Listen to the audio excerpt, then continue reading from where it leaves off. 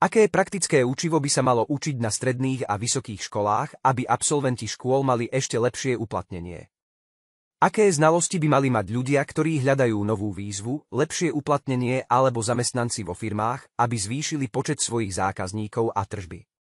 Aké zručnosti by mali učiť vzdelávacie, konzultačné firmy a lektory, aby pomáhali svojim klientom efektívne nájsť a osloviť nových zákazníkov?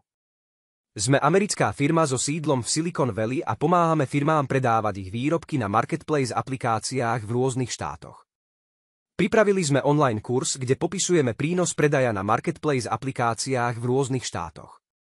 Naším cieľom je, aby poznatky, ktoré pomáhajú zvyšovať tržby a predaje, mali k dispozícii ako študenti stredných a vysokých škôl, tak aj vzdelávacie a konzultačné firmy, ľudia, ktorí hľadajú novú výzvu, ale aj zamestnanci obchodných a výrobných firiem, športové kluby, celebrity alebo médiá.